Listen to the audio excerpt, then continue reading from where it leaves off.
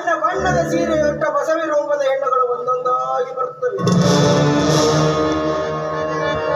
ನಾನು ಕೆರೆ ಏರಿಯ ಗಿಡದ ಪಕ್ಕದಲ್ಲಿ ಅವಿತು ಕುಳಿತು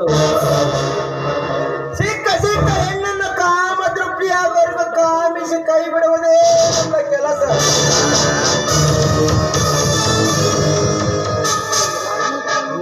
ಆನಂದನ ತಮ್ಮ ಸೋಮಶೇಖರ ಇದುವರೆಗೂ ನನ್ನ ತಂಗಿಯ ವಿಷಯ ತಿಳಿಸಿಲ್ಲ.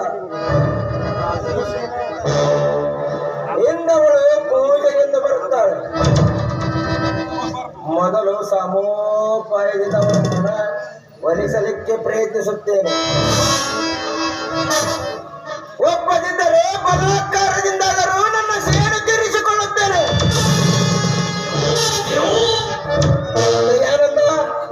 ನನಗೆ ಕಳ್ಳ ಕದೀಮನಂದು ಹೀಯಾಳಿಸಿ ನಿನ್ನ ತಂಗಿಯನ್ನ ಬೇರೆ ಮನೆಗೆ ದಾರಿ ಎರೆದು ಕೊಟ್ಟೆಯಲ್ಲ, ಈಗ ತೋರಿಸುತ್ತೇನೆ ಈ ಕಾಮಕನ ಕೈ ಚಳಕ. ಆಗ ತಿಳಿಯುವುದು ನಿನ್ನ ಬಿಂಕ. ಕೊನೆಗೆ ತಿರುಪಿ ಬೇಡಿ ತಿರುತಿರುಗಿ ಹೊಡೆಯಬೇಕು ಶಂಕ. ನನ್ನನ್ನ ಬಡವನೆಂದು ಬಡಬಡಿಸುತ್ತಿದ್ದೆಯಲ್ಲ, ಈಗ ನಾನು ಗರ್ಭ ಶ್ರೀಮಂತ. ಬೆಂಗಳೂರು ಬ್ಯಾಂಕ್ ಲಕ್ಷ್ಮಿ ನನ್ನ ಕೈವಶದಲ್ಲಿದ್ದಾಳೆ. ಬೇಕೆಂದಾಗ ಬೇಡಿದಷ್ಟು ಹಣ ನೀಡಿದರೆ ಮಾಡಿಕೊಂಡ ಹೆಣ್ಣರನ್ನೇ ಮಲಗಲು ಕಳಿಸುವ ಹಿಂದಿನ ಕಾಲದಲ್ಲಿ ನಿನ್ನ ತಂಗಿ ಅಗಾಮಗಿಡುವ ತಪ್ಪದು.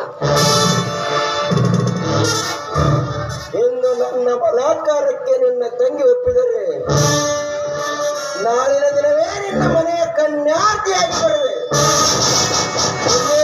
God is great.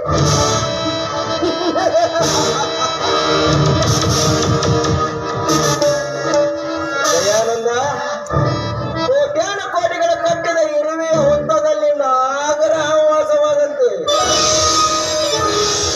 ನಿನ್ನ ಸಿರಿವಂತಿಕೆಗೆ ಬಂದಿದ್ದೇನೆ ನಾ ಮಿಡಿ ನಾಗರವಾಗಿ. ಚಿಂತೆಯು ಸತ್ತ ಮನುಷ್ಯನನ್ನ ಸುಟ್ಟರೆ ಚಿಂತೆಯು ಸಜೀವ ಮನುಷ್ಯನನ್ನೇ ಸುಡುತ್ತದೆ. ಅದರಂತೆ ನಾನು ನಿನ್ನ ಮನೆತನವನ್ನೇ ಸುಟ್ಟು ಭಸ್ಮ ಮಾಡಿ ನಿನ್ನ ಸಕಲ ಆಸ್ತಿಯನ್ನೆಲ್ಲ ದೋಚಿ ನಿನ್ನನ್ನ ಬೀದಿ ಹೆಣ ಮಾಡದಿದ್ದರೆ ನಾನು ನಾಗರಾಜನೇ ಅಲ್ಲ.